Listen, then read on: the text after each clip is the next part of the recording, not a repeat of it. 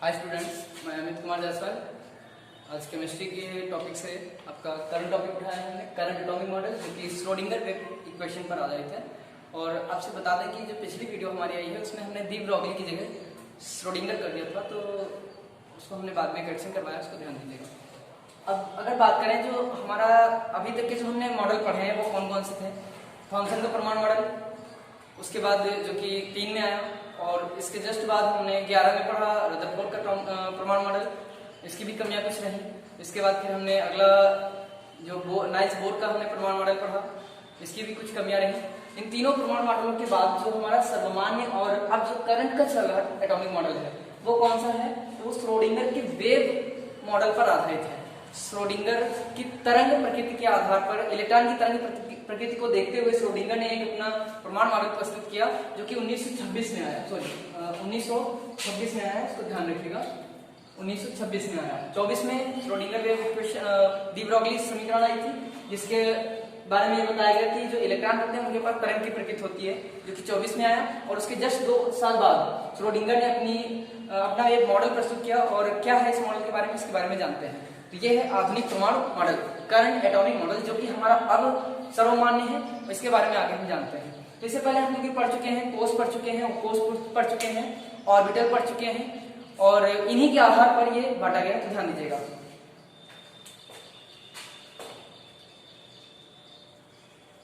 आधुनिक परमाणु मॉडल, आधुनिक परमाणु मॉडल श्रोडिंगर के द्वारा इलेक्ट्रॉन की तरंग प्रकृति के आधार पर 1926, ध्यान रखिएगा, 1926 में प्रस्तुत किया गया।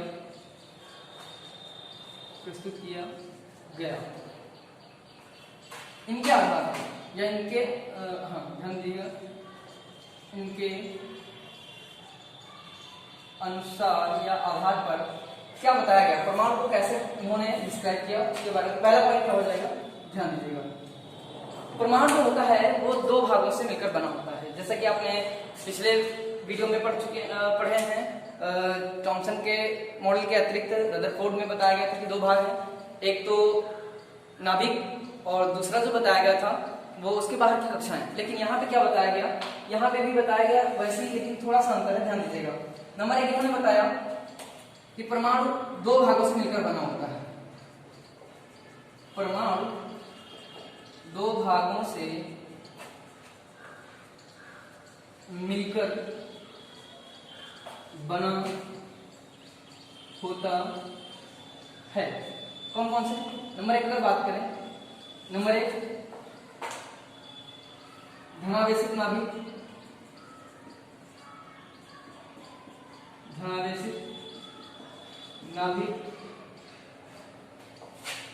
नंबर 2 नाभिक के बाहर का त्रिविमीय क्षेत्र, ध्यान दीजिएगा। यहाँ पे त्रिविमीय क्षेत्र बताया गया है, और वहां जो बताया गया था रदरफोर्ड के द्वारा, वो बताया गया था कि जो कक्षाएं होती हैं बाहर कक्षाओं में, लेकिन यहाँ पर त्रिविमीय क्षेत्र बताया गया है, 3 डायमेंशनल। तो नाभिक के बाहर, नाभिक के बाहर का त्रिविमीय क्षेत्र जहां इलेक्ट्रॉन पाए जाते हैं, जहां इलेक्ट्रॉन पाए जाते हैं। पहला पॉइंट ये हो जाएगा। अगर हम दूसरे पॉइंट की बात करें, दूसरा पॉइंट क्या हो जाएगा, तो ध्यान दीजिएगा। दूसरा पॉइंट यहां पर इन्हीं के बारे में बताया गया कि त्रिविमीय क्षेत्र क्या है, तो ध्यान दीजिएगा।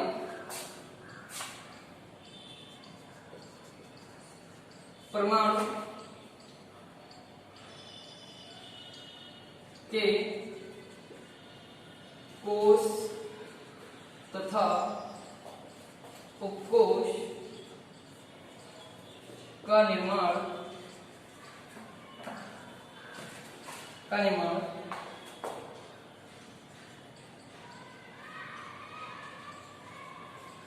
ऑर्बिटलों से होता है, ऑर्बिटलों से होता है। तीसरा पॉइंट जाएगा ये परमाणु ऑर्बिटल, परमाणु ऑर्बिटल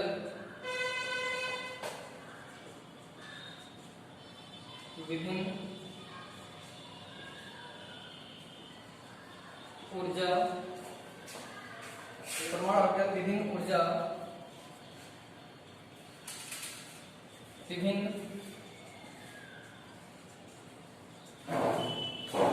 संरचना तथा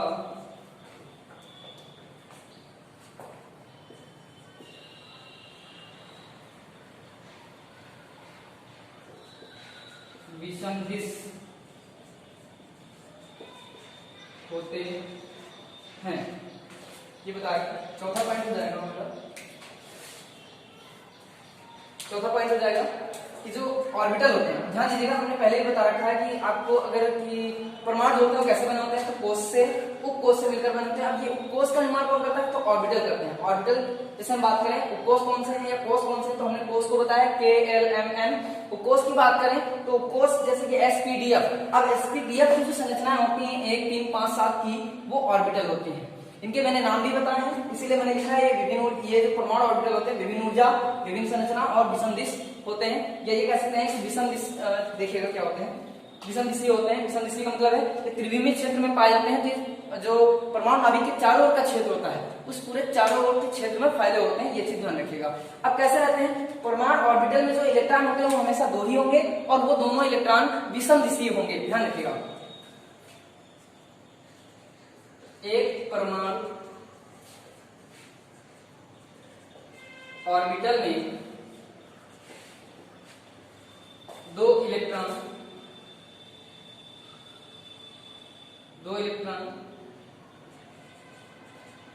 विषम दिशी अवस्था में होते हैं। जैसे हम बात करें एक ऑर्बिटल है, कोई भी एक ऑर्बिटल ले लेते हैं, S का ले लें या P का ले लें, इसमें जो इलेक्ट्रॉन होंगे एक होगा क्लॉकवाइज और दूसरा होगा एंटी क्लॉकवाइज। कहने का मतलब एक वामावर्त हो जाएगा और दूसरा जो हो जाएगा वो दक्षिणावर्त हो जाएगा। एक घड़ी की दिशा में घूमेगा तो दूसरा उसकी विपरीत दिशा में घूमेगा। तो अच्छी ध्यान रखिएगा, एक परमाणु ऑर्बिटल में 2 इलेक्ट्रॉन वो भी विषम दिशीय अवस्था में होते हैं। अब आगे ध्यान देते हैं। इसके बाद अगर हम बात करें, इसको मिटा दें, चौथे पॉइंट के बाद आगे बात करते हैं।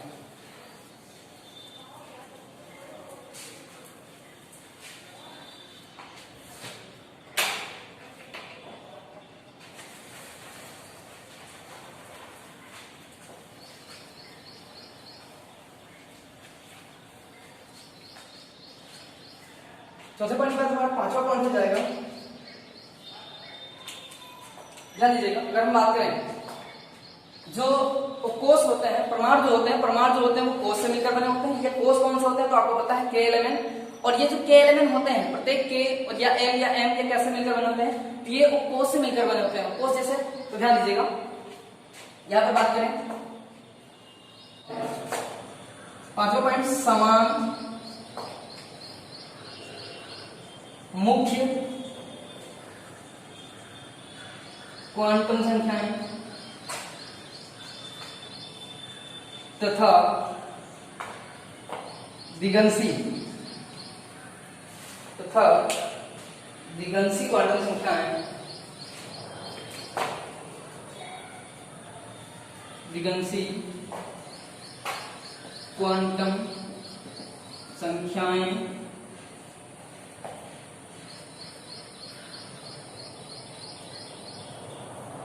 मुख्य क्वांटम संख्याएं तथा दिगंशी क्वांटम संख्याएं परमाणु ऑर्बिटलों से, परमाणु ऑर्बिटलों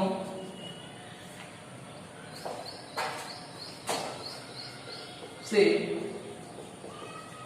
निर्मित होती हैं, यानी समान मुख्य क्वांटम संख्याएं जिनको हम स्मॉल n देते हैं और दिगंशी क्वांटम संख्याएं जिनको स्मॉल l। अभी आपको क्वांटम संख्या, इसके बाद आपका अगला टॉपिक जो पढ़ाएंगे वो क्वांटम संख्या होंगी, तो क्वांटम संख्याओं के बारे में बताएंगे। यहाँ पे मुख्य क्वांटम संख्याएं जैसे कि k l m n जिनको हम कक्षक कहते हैं, और दिगंशी क्वांटम संख्याएं जिनको हम उप कक्षक कहते हैं, उप ऊर्जा स्तर कहते हैं। ये संख्याएं या ये किससे मिलकर बनी होती है, तो परमाणु ऑर्बिटलों से निर्मित होती है। यानी अगर हम अभी बात करें कि ये परमाणु हमारा नाभिक है और नाभिक के बाहर कक्षाएं हैं, इन कक्षाओं में अगर हम देखें इनका निर्माण कैसे होता है, ये पहली कक्षा K, फिर L, फिर M, फिर N।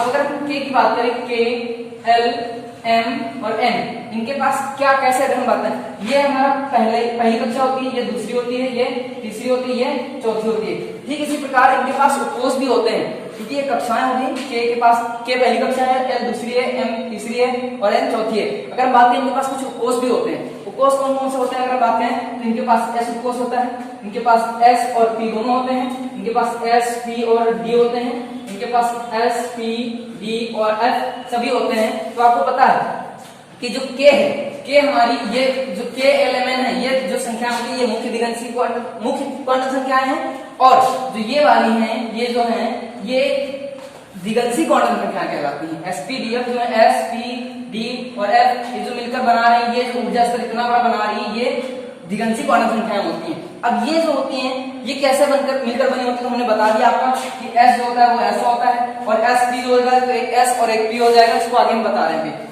ये चीज समझ में अगर आगे होगी तो आगे हम बढ़ेंगे। अब ध्यान दीजिएगा, यहाँ पर ऑर्बिटल जो होते हैं, ऑर्बिटलों का निर्माण ऑर्बिटलों से निर्मित होती है। अगला पॉइंट हमारा देखिएगा, पहले इसको आगे बढ़ाते हैं।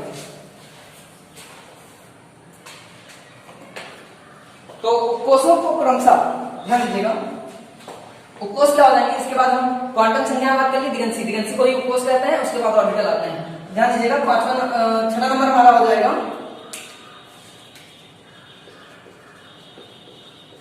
उपकोषों को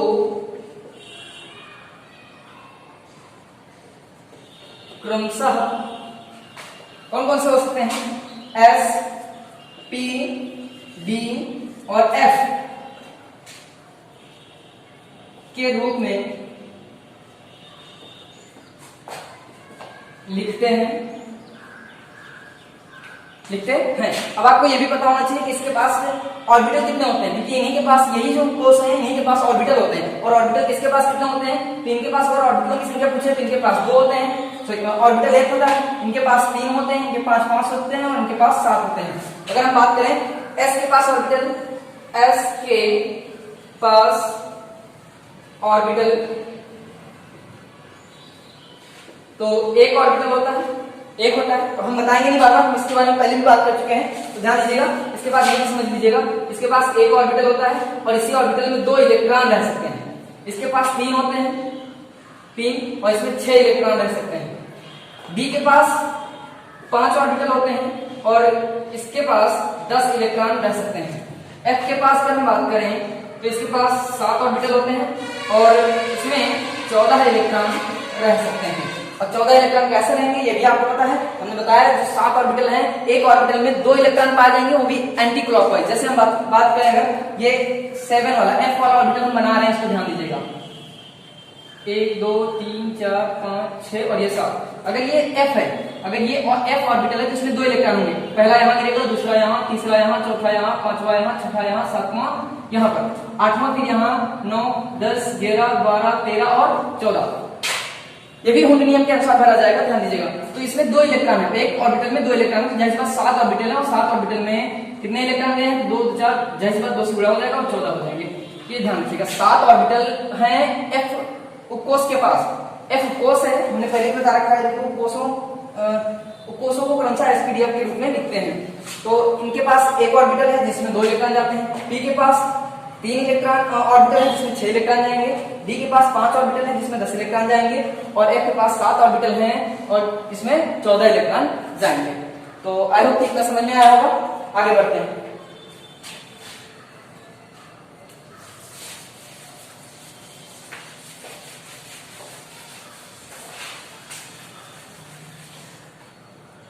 अब आपको हम बता दें एक बार जानकारी के लिए आपकी कि जो कोष होते हैं, कोष क्या होते हैं पहले भी बता चुके हैं, अगली वीडियो में हम चर्चा कर चुके हैं। कोष हैं, उपकोष हैं, ऑर्बिटल हैं या इनकी संख्याएं हैं, कोस संख्या आप बात करेंगे, कोस के होता है, एल होता है, एम होता है, एन होता है, पहले भी बात कर चुके हैं। वो कोस जो होते हैं वो एस होते हैं और के पास अगर देखा जाए तो एस होता है, पहले बता चुके हैं। इसके पास अगर एस और पी होते हैं, इसके पास एस पी और डी होते हैं, इसके पास एस पी और डी एफ साथ में होते हैं। इनमें ऑर्बिटलों की संख्या अगर हम बात करें तो इसमें एक सिर्फ कोस है, इसलिए ऑर्बिटल भी यहाँ पर एक होगा। इस तरह ना बनाकर हम सीधे यहाँ पर एक लिख रहे हैं। अगर हम इसमें पूछें इलेक्ट्रॉनों की संख्या, यहाँ पे कोस है, कोस में कितने इलेक्ट्रॉन होंगे इसको ध्यान दीजिएगा। कोस कितने, ऑर्बिटल इसमें कितने होंगे, तो आप देखिएगा एल जो है इसमें एक एस है, तो एक ये एस वाला एक प्लस पी है, इसलिए यहाँ 3 तो बराबर इसके पास 4 ऑर्बिटल हो जाएंगे। ये हमने आपको निकालने का सूत्र भी बता रखा है, 2n स्क्वायर एक है इलेक्ट्रॉनों की संख्या निकालने का और n स्क्वायर ये है। तो n स्क्वायर कैसे निकालते थे, n स्क्वायर आपका यही था n स्क्वायर और ये था 2n स्क्वायर। जहां पर 2n स्क्वायर क्या थी हमने बात की थी, तो वो कोसों n जो था वो कोसों की संख्या थी, ये चीज ध्यान रखिएगा। अगर यहाँ पर बात करें m में, तो m के पास कौन से हैं, तो s है, s के लिए एक ऑर्बिटल प्लस 3 p के प्लस 5 d के, तो 5 4 9 टोटल ये 9 ऑर्बिटल हो जाएंगे। s p d f की बात करें अगर, तो s के पास 1 प्लस 3 प्लस 5 प्लस 7, तो ये हो जाएंगे 16, ये टोटल हो जाएंगे 16। अगर हम इनको देखिए इसमें इलेक्ट्रॉन कितने होंगे, तो जाहिर बात है एक ऑर्बिटल में 2 इलेक्ट्रॉन होंगे, तो जाहिर बात इनके 2 डबल इलेक्ट्रॉन पाए जाएंगे। यहाँ पर एक ऑर्बिटल है, इसमें इलेक्ट्रॉन की संख्या 2, दूसरे में 4 है, इसमें इलेक्ट्रॉन की संख्या 8, तीसरे में 9 इलेक्ट्रॉन ऑर्बिटल है, इसलिए यहाँ पर इलेक्ट्रॉन की संख्या 18 और अगली में 16 है, इसलिए यहाँ पर 32। आई होप इतना आपको समझ में आया होगा। और इसी के अकॉर्डिंग आपका जो श्रोडिंगर वेव इक्वेशन दी गई है वो इलेक्ट्रॉनों की तरंग प्रकृति के आधार पर दिया गया है। ये बताया गया है, कब दिया गया है, तो आपको पता है 1926 में दिया गया और इसमें यह बताया गया कि इलेक्ट्रॉनों के पास तरंग की प्रकृति होती है, जब तेज गति करते हैं तो एक तरंग के जैसे दिखाई देते हैं। कण की भी प्रकृति होती है, मैंने अगली वीडियो में बात भी की है इसके बारे में, तो ध्यान दीजिएगा। इनके बारे में जो हमने एक बार रिविजन कर लेते हैं कि क्या है। तो पहला पॉइंट इसमें क्या था, तो पहला पॉइंट यह था कि परमाणु जो है वो धनावेशित होता है और इसके बाहर एक क्षेत्र होता है जो कि त्रिविमीय क्षेत्र, त्रिविमीय क्षेत्र की बात करें अगर, 3 विमान 3 डायमेंशनल, यानी कि लंबाई में भी फैले होंगे इलेक्ट्रॉन, इधर दाईं तरफ बाईं तरफ ऊपर नीचे आगे पीछे हर जगह इलेक्ट्रॉन फैले होंगे। नाभिक के चारों तरफ इलेक्ट्रॉन पाए जाएंगे, कक्षाओं में पाए जाएंगे, ये पहली बात बताई गई थी, लेकिन यहाँ पर त्रिविमीय क्षेत्र में पाए जाएंगे, ये यहाँ पर श्रोडिंगर ने बताया था। दूसरी बात करें कि इन्होंने क्या बताया, इन्होंने बताया कि जो कक्षाएं होती हैं, कोष होते हैं या उपकोष होते हैं, वो परमाणु ऑर्बिटलों से मिलकर बने होते हैं और परमाणु ऑर्बिटल जो होते हैं, परमाणु ऑर्बिटल में एक ऑर्बिटल में 2 इलेक्ट्रॉन रह सकते हैं, वो भी एक क्लॉकवाइज होगा, दूसरा एंटी क्लॉकवाइज होगा, यानी 2 इलेक्ट्रॉन रहेंगे, दोनों विपरीत स्पिन में रहेंगे, विपरीत चक्रण में रहेंगे। और उसके बाद बात करें तो जो ऑर्बिटल होते हैं, यानी जो ऑर्बिटल दिए गए हैं इनको एस sp या यह सीधे कह सकते हैं कि क्रमशः sp df के रूप में इन्हें वितरित किया गया है। अगर हम इनसे पूछें कि इन्हें किस रूप में लिखा गया है, तो आपको पता है परमाणु ऑर्बिटलों को sp d और f के रूप में लिखा जा सकता है। अब आपको पता होना चाहिए कि s के पास कितने ऑर्बिटल होते हैं, तो 1 होता है, p के पास कितने होते हैं, तो 3 होते हैं, और d के पास पूछे तो 5 होते हैं, और f के पास पूछे तो 7 होते हैं। अगर क्रमशः हम पूछे कि कक्षाओं में कितने ऑर्बिटल होते हैं, तो आप ऐसे ही काउंट करके बता सकते हैं। और इसके बाद अगर हम बात करें तो आपको हुंड का नियम, पाउली का अपवर्जन नियम और अबाउ का नियम और इलेक्ट्रॉनिक विन्यास, इन्हीं के साथ हम अगली वीडियो को लेके आएंगे। लेकिन इससे पहले जरूरी है जो हमने बात किया है क्वांटम संख्याओं की, तो अगली वीडियो में हम सबसे पहले पढ़ेंगे क्वांटम संख्याएं। और क्वांटम संख्या तो ध्यान दीजिएगा कि क्वांटम संख्याएं क्या होती है, इनके बारे में थोड़ा सा हम बात कर लेते हैं। हालांकि मौसम गड़बड़ होने की वजह से थोड़ी वीडियो धुंधली हो गई, इसको ध्यान दीजिएगा। तो आगे बात करते हैं क्वांटम संख्याएं क्या होती हैं। तो क्वांटम संख्याएं क्या हैं,